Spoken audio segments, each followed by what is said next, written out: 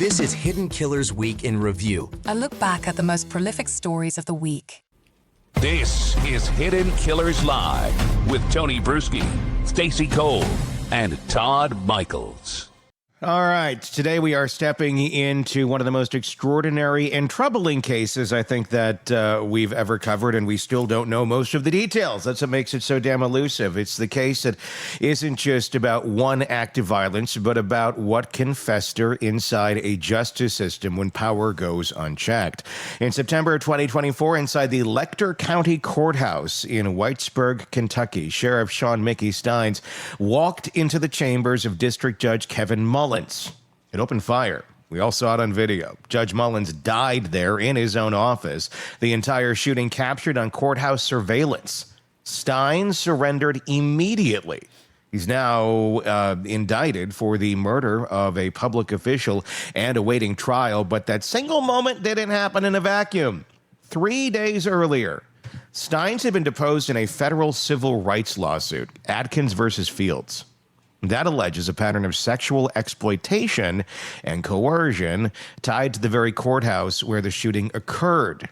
In that suit, a former home incarceration officer has already pled guilty for SA, sodomy, and tampering. Plaintiffs allege some of the misconduct took place inside Judge Mullins' chambers.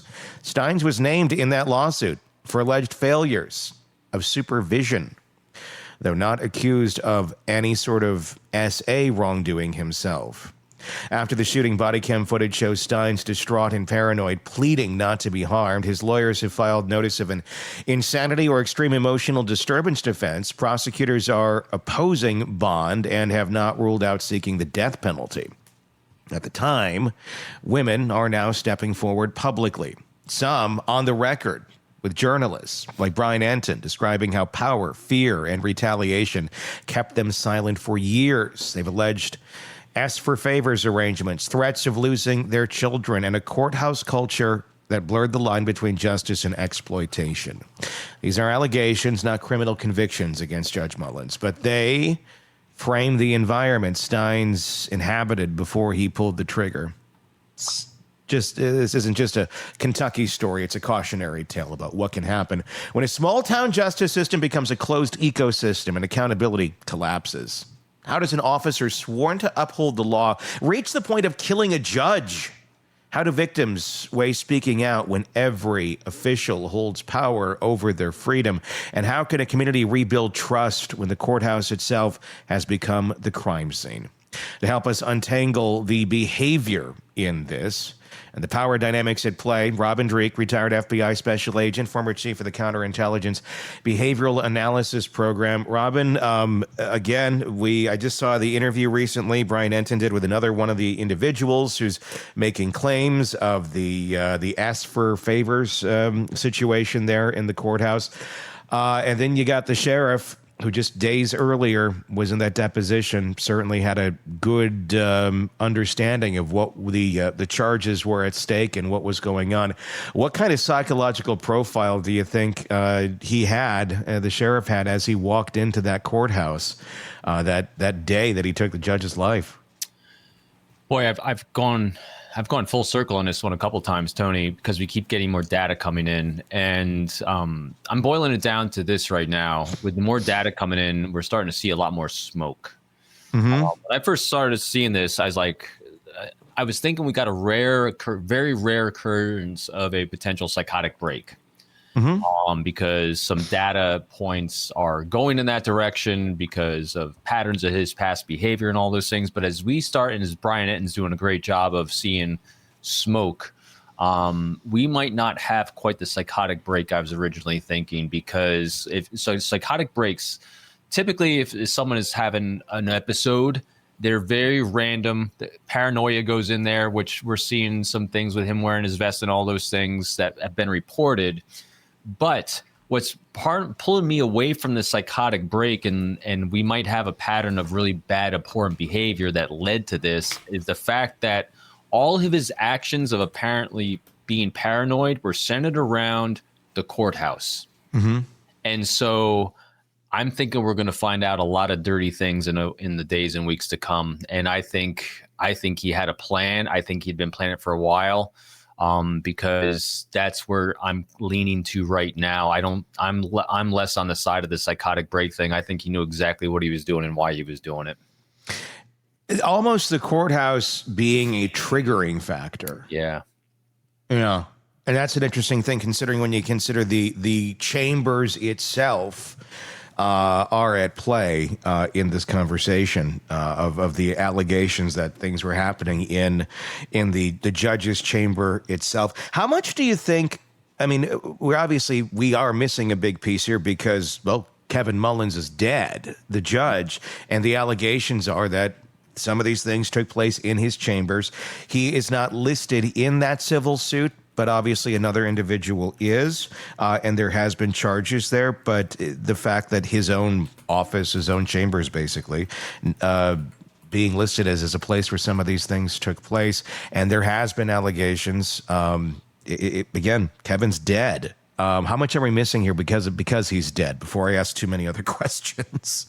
Yeah, I think he's going to be obviously a centerpiece of the puzzle because that's where the seat of power was and the power of control. I started getting tinges of Alec Murdaugh case on this. Yeah. Just because of that power control and small town vibe, kind of almost a little like whatchamacallit, Richard Allen and Delphi, small town. Mm-hmm. And so when you see, again, as investigators, hopefully what they're doing is, and I don't have any reason not to believe it, is when you see smoke and you have allegations, you have to run all those allegations down. And even though you have a seat of power at the top, which is controlling things, there's going to be people around them, especially since there was charges against someone else, one of the bailiffs, I think it was, in this case. And so I'm hoping we're going to get some data leakage on this one, because his behavior, the sheriff's behavior, changed at a very certain point, and it became very focused. Even though that observed paranoia became very focused again around that courthouse, around a lot of crazy, unhealthy behavior, isn't there? That seemed to pop up and spring up. I think, again, if I'm throwing on my conjecture hat, which is all we have at this point, is that he all of a sudden had an aha moment. And when his aha moment happened, he then put on his investigator hat and took a deeper dive, and he didn't like what he found. And I think, again, pure conjecture at this point. But that leads me more to the plan rather than a psychotic break. Yeah. Robin. Yes, Stacey. So I've got a question, and obviously it's a very broad question. Do you think this is going on in other municipalities across the nation? Do you think this is a one-off? Do you think that there are elements of this, just based on what you've seen in your career, do you think that this is something that's going on in other communities, that there's just this bubbling cauldron of something that's about to blow in another community? So I don't think it's systemic, Okay. as a quick answer, because it's just not. But at the same time, the old rule of if you see one, there's probably 10 others. And so, and typically what we do and what we do here and what media does is it's easier to kind of find and focus on the abhorrent behavior. And one of the reasons we do that is so we can prevent it in other areas too, because in each case that we look at and examine, there's red flags that led up to this. And one of the things we do as both opinion pieces that we do, as well as investigative pieces that we try to, I think, blend the two together here, is bring light to it so we can prevent these things from happening in all the other cases. But that being said, I don't think systemic, because why are these things not systemic?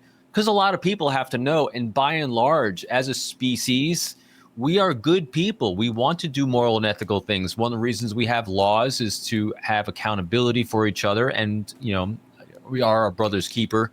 And so in these larger municipalities, it's harder to do these things. But are there smaller areas where there's family control for periods of time? There's and a slow boiling frog, which a little bit of bad behavior here over a period of time escalating becomes more acceptable and more acceptable, until you have one person that finally says, I've had enough, or they move in from out of town and they're not part of that cult. And so, but again, long answer to, I don't think systemic, but do I think there's others? Yes. There's most, it's hard not to imagine there isn't others. It makes you wonder just, how much of it, they all kind of, when it happens, it comes to the surface at different times. It doesn't seem like this is coming to the surface because of any sort of other existential factors in society. I mean, it's more so other than, this event exposed it. There already was an event that exposed it, the initial lawsuit that was filed, and then others realizing, oh gosh, we haven't heard a lot of anything from anybody within the law enforcement area, within the courthouse area, within anything of the legal judicial system, people who work in that building, basically. We've heard a lot from other people on the outside. A lot of women have come forward with these allegations of coercion tied to their legal outcomes. Why do you think it is that we haven't heard a lot of, I don't know, tampering that down if it's not true? You would think that if some of these things were not really going on, you would hear a lot more. That's not how our courthouse works. No, we hear like dead silence. It seems to be a lot of crickets about what actually goes on in this courthouse, from anyone who's working the front desk to, the judge. Yeah, what people don't say is almost as most importantly important as what people do say. You can learn a lot by what is said and what is not said, timing of all those things. And silence can be deafening and can be very revealing as well. And again, you can't jump to a conclusion, but you can also say we need to take a deeper look, because why isn't that happening? What's the goal and objective of not saying something? Is it because they're really well organized in their media releases and their publicity people, or is because they're deathly afraid? Fear is always the greatest motivator of all of us. And it's what keeps people from saying things is fear. And then we rationalize our behaviors. So could all this be going on? It's possible. And I want to talk about that, the rationalizing of the behaviors. And I'm not saying like everybody in this courthouse is doing something wrong, but there's a lot of people, I'm going to assume, in that courthouse who have some knowledge of the wrongdoing, or at least the inkling of it. And it's like, well, what am I going to do about it? I work over here at the mail room, as if that's even a position anymore.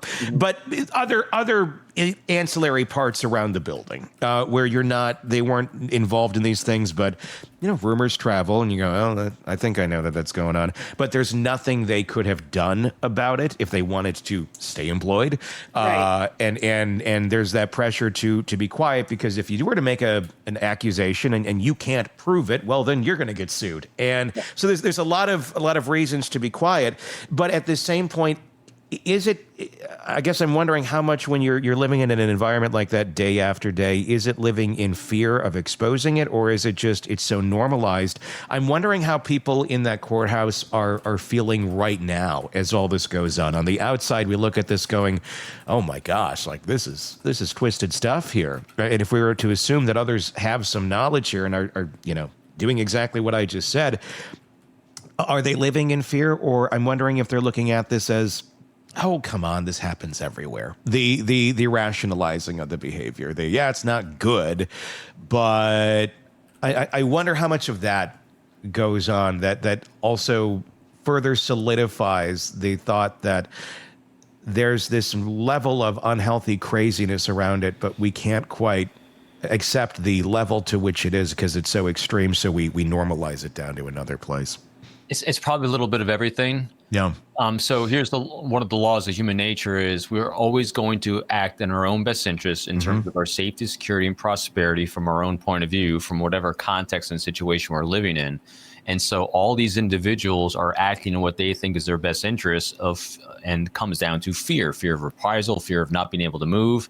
And what that looks like to that individual could be very different. So say you have one individual that is witting that, hey, something was going on. So they're going to keep their mouth shut because they're fearful that someone's going to find out that they were involved.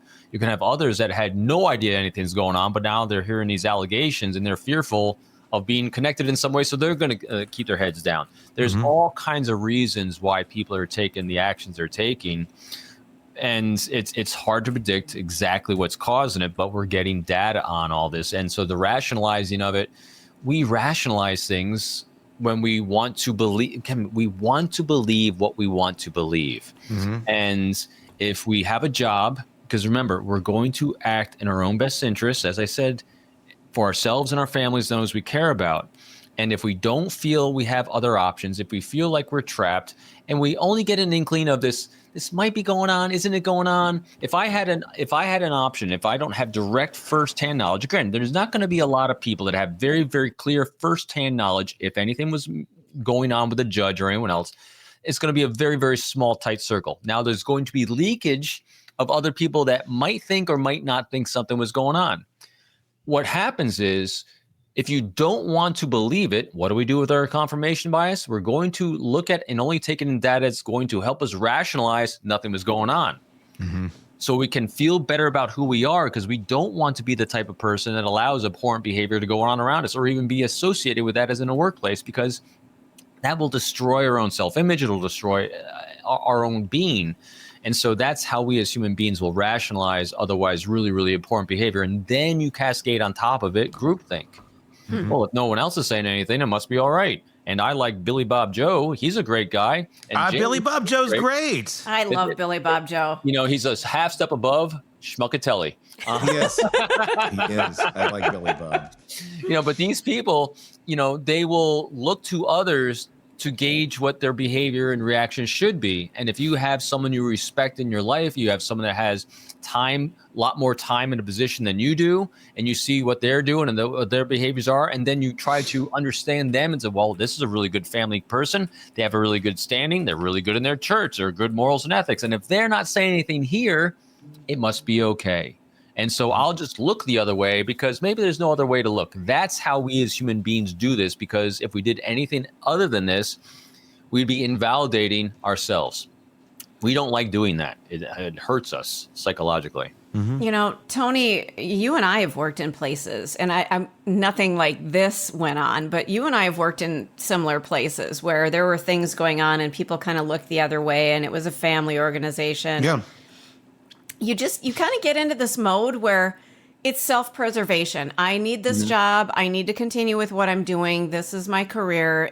But yet at some point you do break. I mean, Robin, you're 100% correct. At one point the volcano just blows, and you got to go. You got to get out. You got to figure out something different because you can't tolerate it. But it's amazing how humans can just do the status quo because it's just easier. It's just easier. And so, Stacey, to your point, this is exactly what you need to do. Not you, but people need to do if you're going to be an investigator, but going to be an interviewer, is what we just did here. Is we just did a very deep dive on empathy. Because now that you understand those people, again, if there's anything going on, but it doesn't matter. Regardless, they're going to be interviewing all these people in that courthouse. They're going to be interviewing people that are surrounding these allegations. And if you're going to go in and interview someone, you can't go in and interview thinking in your head, oh, if you let this go on, you're really a horrible individual and a horrible human being. And I'm going to sit here and judge the living hell out of you for this. Do you think the likelihood of you making a connection and them sharing with you all that was going on is high or low? It's extremely low. So you have to go in with an understanding of what would compel someone to not say something. Mm-hmm. Well, we just went through it. And then you can empathize with it. It doesn't mean you agree that it was the right or wrong thing to do. Yeah. Just understand the decision process. We walked a mile in their shoes and said, hey, this is a really tough situation you're in. You know, what can we do together maybe to move the ball forward a little bit to right some wrongs that others did, you know, together. So that's how we do these interviews. This is how we get to the truth, is always thinking in terms of what can I do to inspire someone to share the truth with me before they have an opportunity to deceive. And that's how you do it. You dive deep to understand them, and so that you don't do the worst thing in the world is take a look at some shame and say, hey, look at your shame. Now tell me everything. It never works. It doesn't work. They put up their walls even harder. Oh, sure. They reinforce those walls to keep you from getting the information you're looking for. I want to talk about the confirmation bias that could exist if the trial does take place there in Lecter County. I know they're talking about possibly moving it. And I think you can look at it from both ways in some perspectives, but I want to look at it this way because I don't think a lot of people are seeing it. One could look at it and go, oh, well, if this is happening in their town, then they're going to find him guilty no matter what. just because I don't know. What I'm wondering about in the confirmation bias here is in this kind of small knit community, you don't necessarily want to believe these sort of things are going on. And a lot of the victims that you have here have criminal records, substance abuse issues, CPS involvement. They're not clean slates. And in no way does that mean that these people are lying or making things up. No, these are oftentimes the victims of these sort of things. But again, that's asking human beings to understand psychology and think more than one thought ahead. That being said, you're going to have a lot of witnesses here that are again, I'm not trying to denigrate these people at all, but if you're on the jury and you're seeing them come in, some are gonna go, oh, they're kind of icky. They're kind of, I wouldn't do that. I don't have a record. I didn't have this problem. I didn't have that problem. And people will go for that sort of a bias. And I could see in some cases then discrediting them mentally, whether they deserve it or not, or just automatically doing that because, again, they don't want to believe this is going on in their own town. And preserving that image in their mind, whether, even though it is going on in their own town and there is evidence for it. I wonder how much that kind of an angle, and that could be an issue here if they do keep this trial in Lecter County. It's definitely something that the lawyers deal with. And again, I'm not a lawyer, defense or prosecutor, but But one way you counter that, at least as a behavior guy, this is the way I counter that, is so let's think about it. How would you overcome a negative confirmation bias with someone who's saying that this person did abhorrent things? We knew the judge was doing this, sexual favors for lighter sentences or whatever it was. And this person's got a really shady, creepy background. But see, if you're painting it in that picture of right now of shady, creepy background and you're trying to discredit, what I do is, what we do here all the time is, well, let's take a deeper look at this life arc. We'll go with Sally Jane on this one. Sally Jane, tell me about what it was like growing up for you. So in other words, what they do is you humanize the individual. And then when you start humanizing that individual, the words they say mean a lot more than just some subjective, thing that is just a title and label of, oh, they're a drug addict, they're an alcoholic. Well, that's dehumanizing someone. If you humanize them, the words coming out of their mouth tend to mean a lot more because, again, the defense attorney or whatever is going to walk them in their shoes so you can understand them. And then the other key thing is to demonstrate that this is not someone with an axe to grind. This is someone who's actually making amends in their lives. They're just merely laying out facts and details. And here's how you do it. You have to trust them. Yeah. And the way you trust people is, again, they have to show transparency, openness, and vulnerability. Those behaviors inspire someone to believe you. So when you can actually own your behavior, yes, I was this person. Here's the things I did wrong in my life. Here's what I've gone in my life. And they don't try to sell you on anything. They allow you to make the choice on how you think they are now. Because I've seen some of these people have actually reformed their lives pretty well. A lot of people, when they go through some trauma, they reform their lives well. So, and if you have a lot of allegations or enough allegations that you're going to have a couple of these individuals that have actually been on this journey of, all right, I started out a beautiful human being like we all do. I went through some real good trauma that really destroyed me, and I hit my bottom. When I hit the bottom, I was in the jail system, in the court system, and all these things, and then all these horrendous things happened to me. But I crawled myself up out of here, and here's just the facts, ma'am. Boom. And then the jury makes a decision. So instead of just saying a drug addict, we now have an arc of a human being that they have a lot more credibility now, because who hasn't hit their own bottom? Yeah. Who hasn't done these things? So that's what I would do. I mean, that's going to be the job of the attorneys to really to sell it to the jury. No matter, do you think something like this though needs to be moved out of that county, no matter what, just because it's just too close to home, it's too tight knit, it's too small? I mean, you're talking about literally having the trial in the place where there's allegations of all this corruption going on. I mean, my humble opinion, it would probably help it. Because of those things, because fear, you want people to not be fearful and waiting for confirmation bias one way or the other, which is why we have a jury. Juries hopefully are mitigating all these things when they're doing jury selections, because you cannot avoid. And if you're like us all, we all have confirmation bias. It's okay. But why we have loving critics in our lives, why we have juries of peers, it's why we have prosecution defenses. It's to help us overcome our human frailties of the confirmation bias. But yeah, I think moving the venue would probably help. But again, I'm not the expert in that area. Yeah, I would. I don't know how you couldn't move you don't even have to. I would feel like in a case like this, if there's ever a case that calls for it, where the corruption is literally in the building, that you're going to try and get the case amongst pieces of the infrastructure that would have been in place for allowing some of this stuff to happen. And let's say they've cleaned house. Let's say it's all fresh and so clean, but it's still, the optics, all of that, it needs, they have to think about that. I mean, think about this. Not making the attempt would also be pretty telling too, would it? Yeah. Yeah. But these people run into all of these people at church and the grocery store. And even if they did clean house, everybody knows somebody in this community. So even though it's a jury of their peers, I think there's still that pressure from the community that you want to protect the infrastructure that's been there for probably a century. Everybody knows everybody, And the level of personalization, like we said, if you have a personal relationship with someone and and you're going to rationalize because all it's going to take is probable doubt, in one person. I think it's a very tricky situation, but I definitely think it helps moving away from there as much as possible to get a jury pool with less knowledge of this. Again, everyone's going to know about it in that whole area, but just less I guess a better way to put it, less personal connection to this. What do you make of this? Several interviewees describe being warned not to report the misconduct. This is an allegation that has been made. And of course, I mean, there's, don't, because it, will ruin it wasn't just will ruin your reputation or no one will believe you. The allegation is that some were told they'd be found dead over a mountain.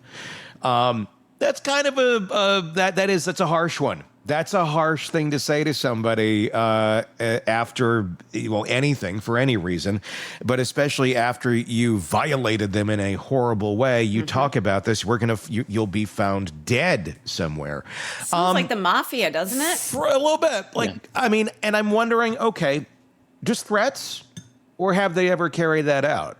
I retrospectively looking on this, that kind of makes me want to look at suspicious deaths in the area over the last handful of years, like over the however long these people have been there, or even longer. Because look, I'm usually things like this just don't happen in a vacuum. It's not always just one person that decides to completely change the way that this ecosystem works.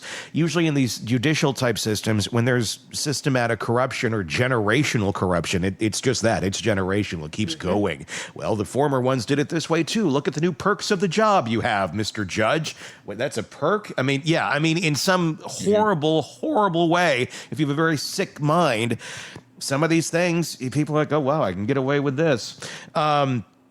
It makes me wonder, would you have, are you suspicious at all about, if in fact that threat was made, about, I wonder if they ever did carry that out at some point in time, if there's some legitimacy to that threat?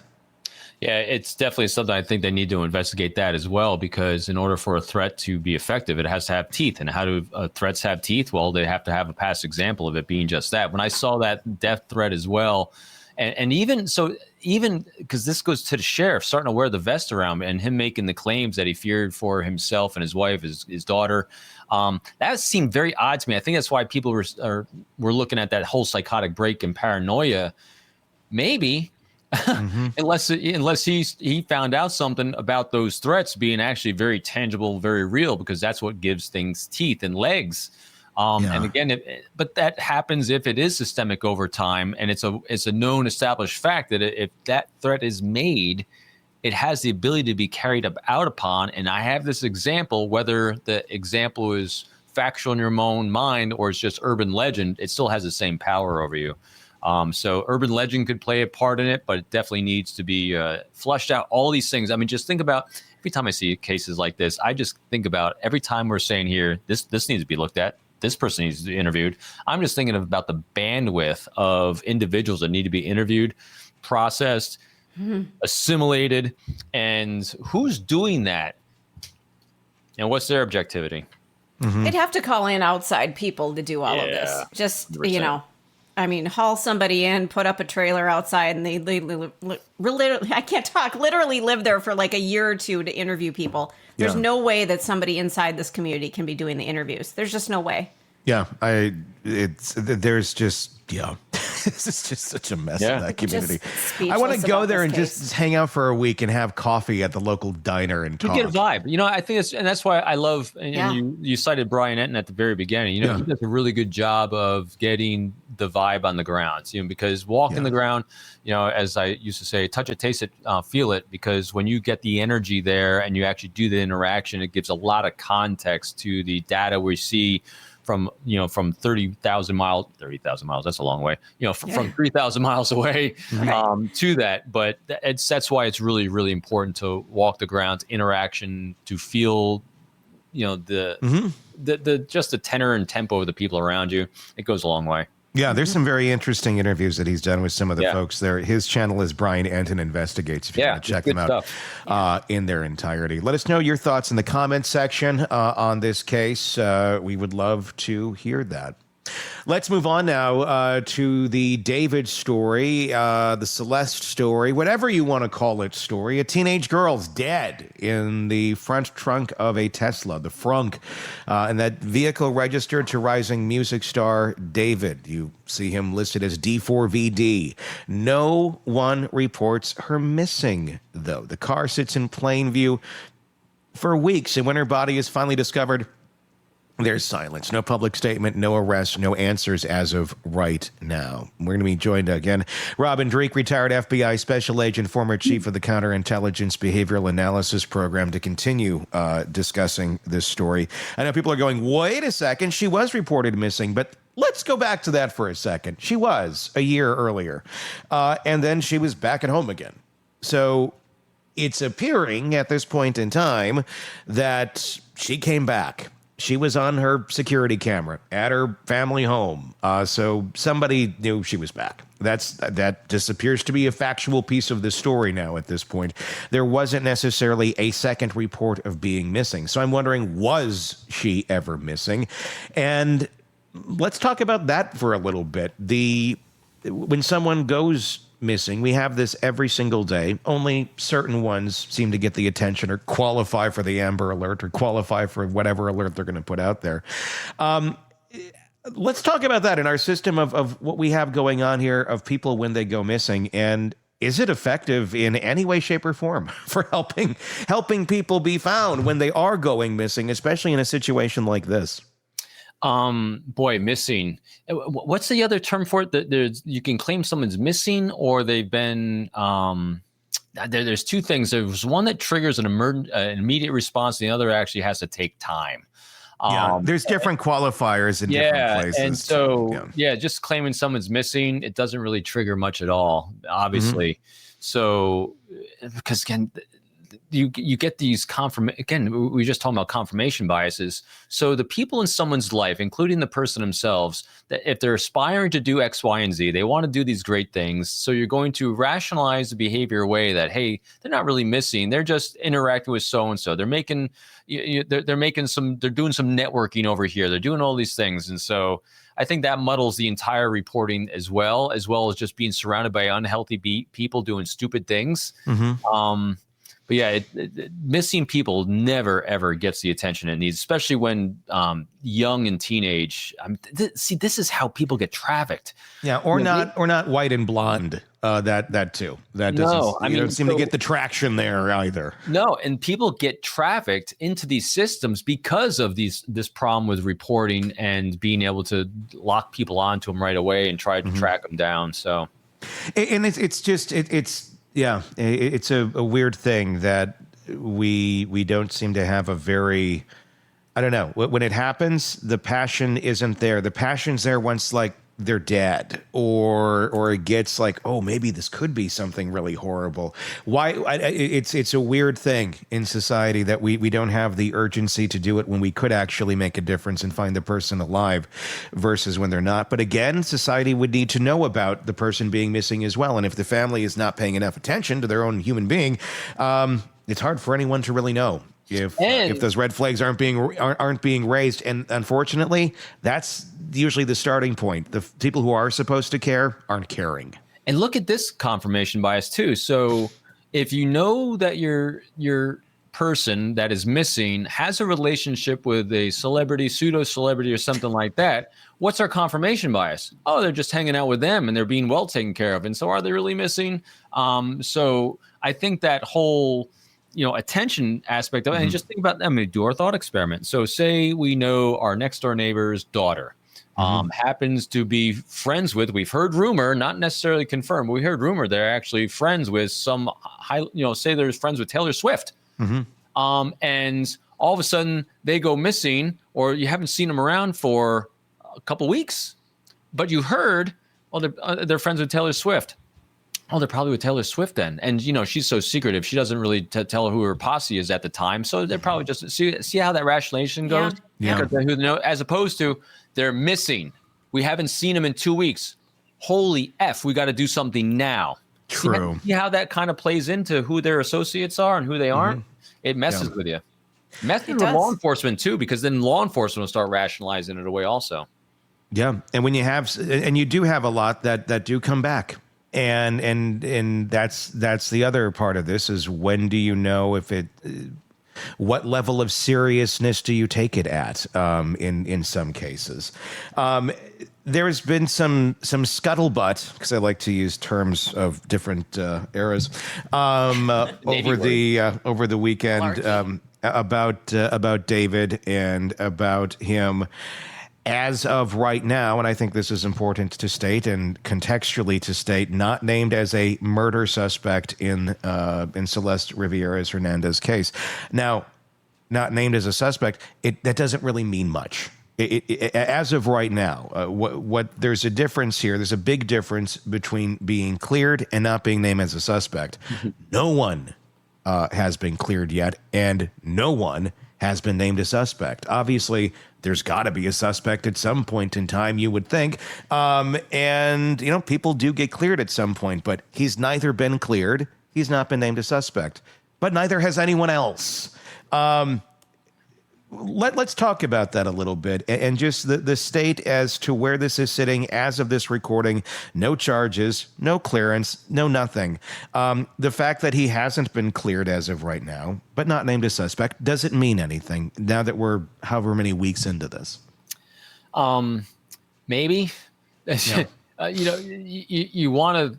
So my mind immediately goes to, all right, so I always start with the baseline of everyone's doing the job the way they should be doing the job. And if they haven't been naming him yet, it's because they don't have either a need to name him yet, or they're probably trying to run down all the associates and all the other people that are possibly connected to him, the event, and the things that have happened. And they don't want anyone to go silent, go dark, go missing as they're doing the investigation, because as soon as you name one person, then everyone else might flee, everyone else might run, they might go dark, or so you don't know what the effect has. And so I'm going to assume that the glass is half full, and it's a very strategic move and a very purposeful move as to why he hasn't been named yet, but definitely not written off. And the fact they haven't written anyone off says that they got a lot of data coming in. How could you not? She was in his car.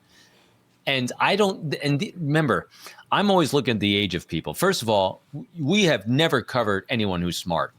And I don't care how many people, and I know you're right. And we get dinged on this sometimes too, because people will keep referring to someone's degrees. They'll talk about their IQs, but I don't give a rat's ass about any of that, because all these people lack complete emotional intelligence, zero on the emotional intelligence side, which is the true measure of a human being and how we interact with society around us.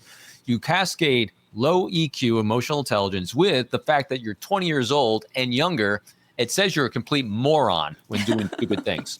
And so putting those two things together, there's going to be a lot of leakage. I think there's a lot of data coming in and leads coming in from the surrounding posse of this individual that they're trying to run down. And they might just have limited bandwidth of the number of people that can do that. Because we know that they're conducting searches. There's no doubt that they're conducting searches. They're doing a lot of analysis of that. That might be another thing that might be waiting on too. DNA. If you don't have, Kash Patel flying across the country to run your DNA for you, back in the FBI jet, it might take a bit of time. So true. And he's got to get his boots on and everything too. He has to look again, super official. just looking at the reality and logistics of the notoriety of a case. These poor guys, are doing the best they can. Kash Patel goes across country Bongino to get the assassin of Charlie Kirk's DNA, personalized back to the FBI lab. These guys might be waiting in the queue for another 3 months. Isn't it great that they're personally doing it, though? Doesn't it make you feel much more safe? I feel and very effective? secure. And, Yep. yes. It's literally, you, as I say, you just sit back and watch a show, man. Let them.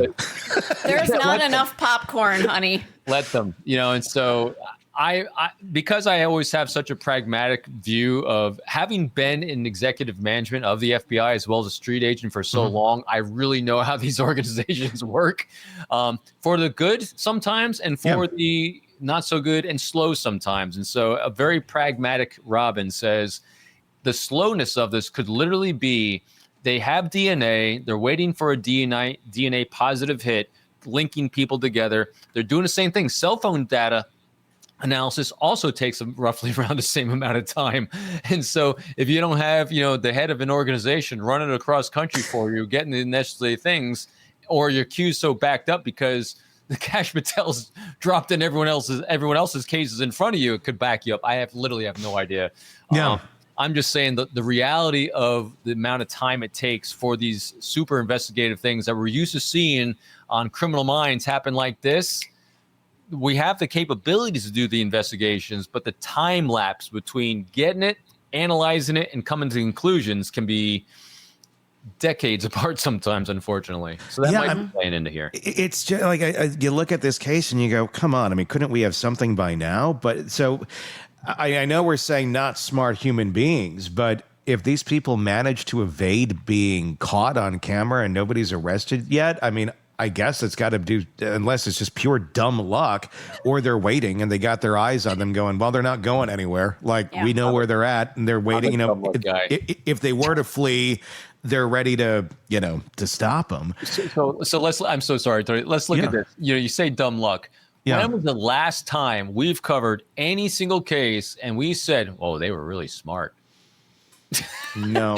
I don't think we've ever done that. No. And that's the thing where I'm like, it's been this long. You got the most advanced vehicle in the world that has the body in it. You're in a very populated area. There's cameras everywhere. We're how many weeks in? How the hell do we not have the person arrested who was driving the car and parked it there?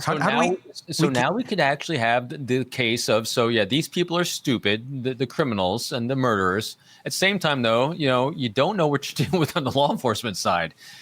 We've seen it all over the spectrum. We got guys that can catch people in 37 hours, and we got people that are going to take 37 years. I mean, and I'm not trying to be critical. I'm just like, what the hell is going on? Like, why? I mean, and there might be a good reason for it. At the very beginning of the Kohberger investigation, too, we were very critical about it, and rightfully so in some ways. I think the PR management wasn't the wisest for that community in crisis at that moment in time.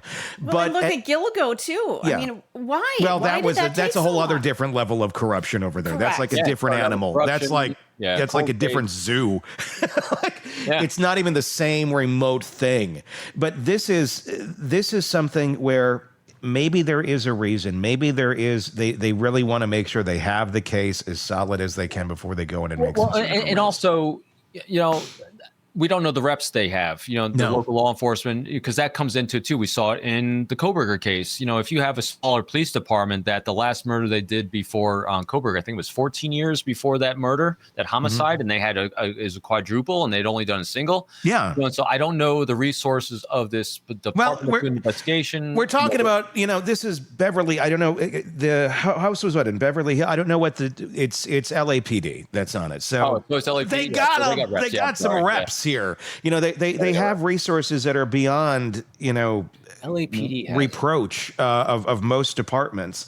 So that's, again, I don't know. All right. So LAPD's got, I know a few people that like the top psychiatrists, psychologists. I mean, the criminal psychologists in there know him. He's a really good guy. So LAPD. So now again, I'm sorry that my brain was fogging on who was actually doing this. So now that you weigh that data point in there. I'm thinking it's now. Granted, I'm still going to go on the time to get these returns on all the investigative stuff because of not having people flying across the country for you.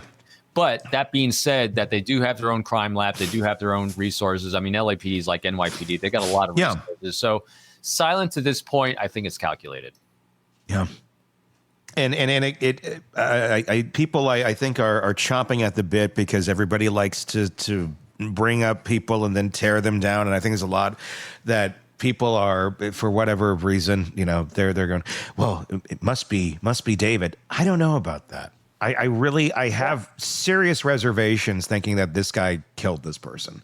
Well, I have serious reservations about a lot of the accusations that are flying around online too about the relationship there. I don't know that it was a romantic relationship. I'd love to see some actual evidence that shows that it was. I don't think we've seen it. We've seen what to me looks like a male friend with a female friend. One is certainly younger, but if there is nothing sexual going on there, 15 and 20 is not that huge of a difference. You can be friends. You don't, Tony, yeah. That is so perfect. I mean, you are saying everything exactly right. Let's go where the evidence brings us. Right now, we don't have data that supports one thing or the other. And as dumb as we say the people are, it would be super dumb to dump a body in the trunk of your own car and abandon it. I mean, but again, dumb things happen. But dumb things happen. But that's what you do. I mean, really good job. Hey, here's what we know. He was on tour though too. So I mean, like physically, he couldn't have even really done it from, but it's not to say he couldn't have a hand in it. I don't know, but that's what we don't know. I'm sorry. Go ahead. Also why, but hey, so now we can do our little thought experiment here too. Yeah. So since we don't have data that supports that, it seems just to make sense it would. And it's LAPD handling it, and they got a lot of reps in doing this. Granted, they don't have the analysis back necessarily yet of doing the DNA tests and doing cell phone triangulation, especially in Beverly Hills when you got a lot of cell phones all over the place and potentially a lot of DNA, especially if this is a social guy. There's going to be a lot of DNA in that car to analyze possibly. And so putting all those things together and a lack of data, there just might not be charges coming because nothing supports it yet. And then maybe there's no charges against David yet because they're trying to figure out who that DNA does tie to, because maybe it doesn't tie to him. Yeah. Who has access? I mean, if he's cooperating with police, and we have no reason to believe that he's not as of right now, from what we've understood he is, who has access to your car? 100%. Right. And I think that's going to give you a lot of answers right there. And I'm guessing they're trying to go down those roads. I mean, and could it, again, we're just kind of in speculation land here too. Could it be that maybe somebody who had access to his car is not exactly findable at this moment in time and nobody knows where that person is? And that's why they're not really going, full throttle here, saying, here's who we're going after to further prevent them from going deeper into wherever they're at if they're already not in the unknown. Yeah, and so especially with no charges coming against David yet, the probability of, again, they haven't written him off yet, but the probability that they're running everything down is really, really high. And especially if you're dealing with a couple of individuals that have a very big social networking footprint, there's a lot of people to run down. There's a lot of leads to run down. In other words, there's a lot of people, because the first thing you're doing when you're investigating a homicide is who is connected to the individual. Because 95% of the people that are murdered, there's some sort of connection between the murderer and the victim. And so if you have, the victim, the girl who's got so many of these social media connections, you're going to have to run them all down. And especially if you can't link it solidly to one individual yet, you got to run all those down. And even if you can, so think about this, even if you can link it to a certain degree with one individual, when it goes to court, you have to be able to say how you outruled everyone else. So it's a lot.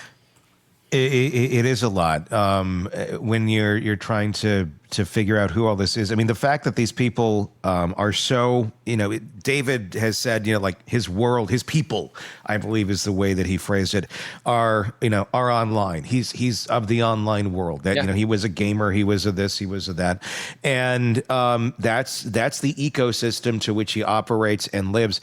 That would tell me if there is anything if he has anything to do with her disappearance or her murder or death or act, whatever the hell it was, we don't even know if it was technically a homicide yet.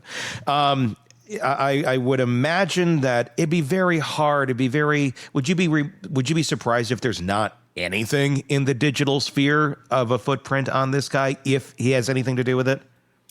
Nothing surprises me anymore. I think the thing that's really, thank God that the only thing we have is the vehicle, because I mean, think about this: if she had been found by a tree in the woods or even on a street corner in a neighborhood, that'd be much harder. Because now at least we can rule it into someone had to have access to that vehicle. And so, but yeah, the volume of people and connections that they're running down at this point, even if you can, as I was just thinking, as you were speaking, I was even thinking about this, I'm on Discord, for a couple of the online gaming things I do in the VR world. I play this stupid VR game with people all over, and no one has any idea who anyone is. Yet I have very close relationships, with people online where you can have great conversation with people. And as I was just thinking about this in this context of, there's a lot of people that are going to have close relationships that cops are trying to run down. Who is this?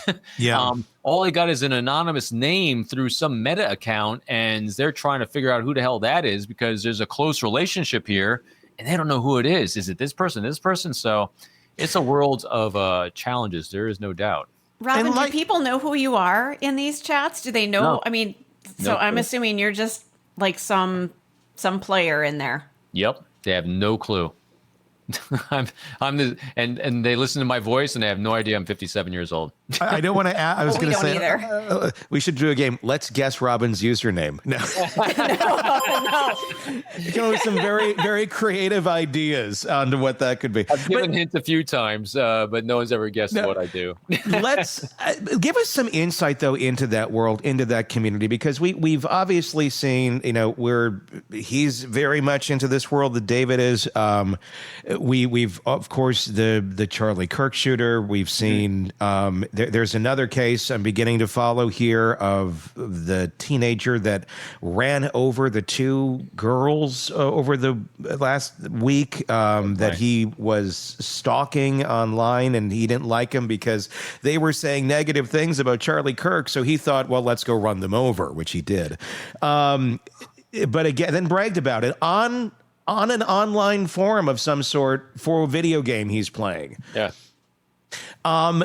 Give us some insight for those of us who are not in that world as to what that world is like. Are these extreme outliers when you have people like that are doing things like that? Or is there just like questionable shit everywhere and you just don't know who's being serious or not? I can only give my optic. Yeah. Give me your, yeah. And my son's on them all the time too. I have two adult kids in that age group. They're in their late 20s.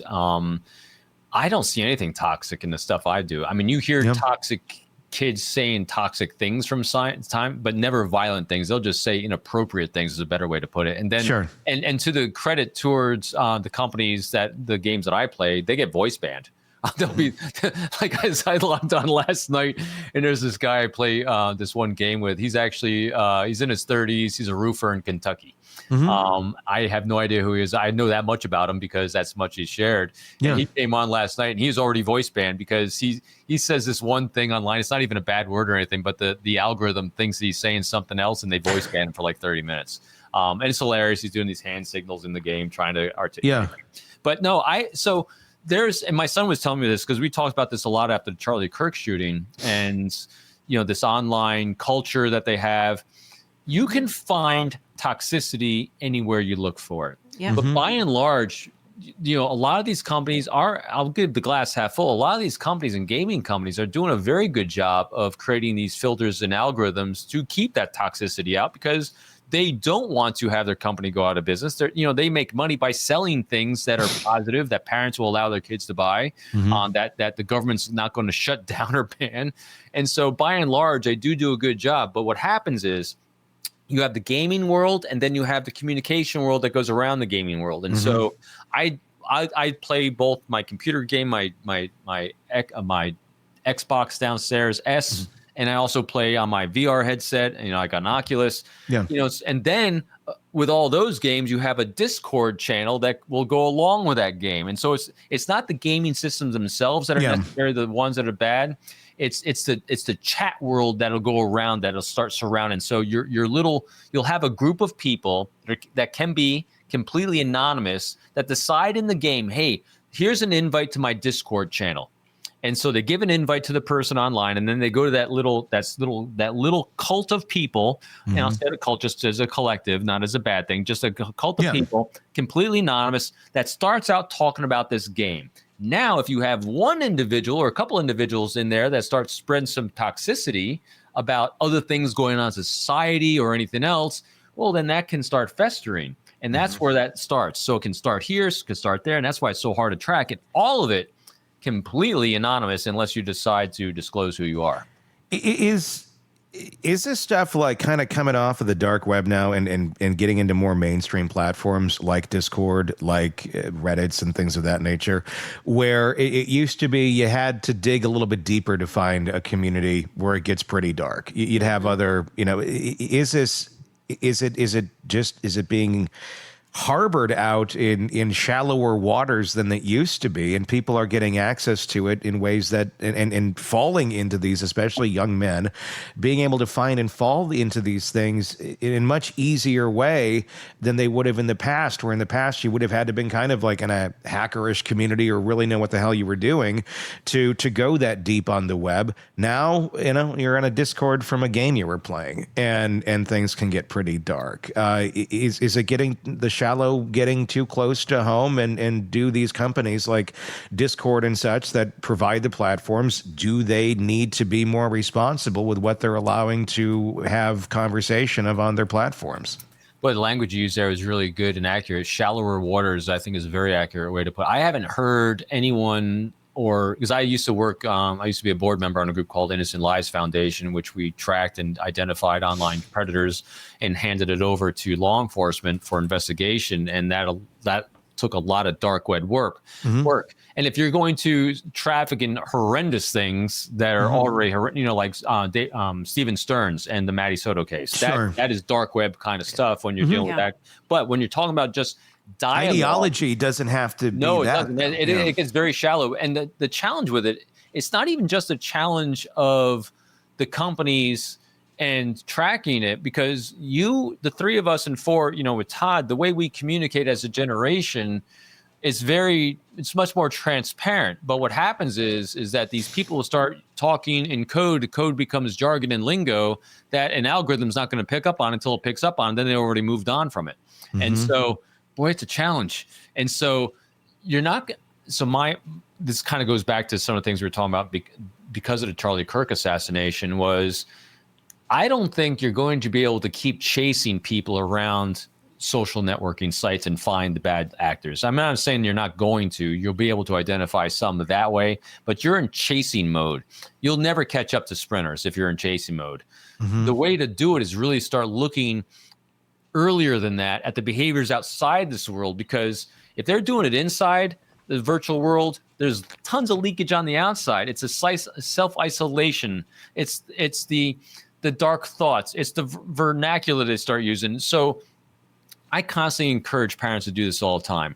Keep a journal, keep a log, and date it. So when you make observations, just journaling about what you, your family, and your kids are doing on a daily basis, or even just make a weekly basis. Just make notes on what, let's get a couple of more fun names, but what your kids, Jane and Bob are doing on a weekly basis. And when you start tracking that over time, then you'll start seeing a pattern. Is the pattern staying healthy and normal, or we start going down into self-isolation? Because if we start seeing a fall off, here's an easy thing to do.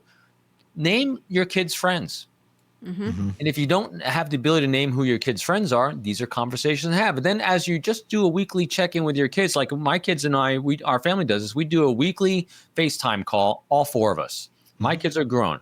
And we just checking in. Here's what's going on. Here's what's going on in each other's lives. We talk about people and people's lives. Now we have a baseline. And so if we baseline what our kids and our interactions are going and the socializing they're doing, if we start seeing deviations because we're taking note of it, that's the change. Yeah. And you don't have to start chasing it down online because you're never going to catch them. Well, and think about how isolated we are now. I'll hold up my phone here. There are people in my phone that other people don't know about because they don't see them in real life. This is how we communicate. They're in other states. So the people who are in my actual real world don't know that these other people exist. My phone is locked. People don't have access to it. So there is this entire web that if those people are toxic, the people in my real life have no idea that they exist. But we're going to know from your behavior. Correct. And so when I start seeing a change in Stacy, I'm going to say, Stacy, this is what I say to myself, I said, what's going on? What great challenge are you facing this week? What's going on? And if we don't have that check-in with people like what you do with your family, we are absolutely lost in this world. So we've really stopped that communication with people around us. We don't do those check-ins. Yeah. And what you just shared is so valuable and it's to everybody. Curiosity. I know everyone's probably laughing that Robin does these gaming things. You know why I do gaming? Well, you know why? My kids do. And in order for me to, and we talk about anything that I face as a behavior guy in the real world when we do these shows, I dive in.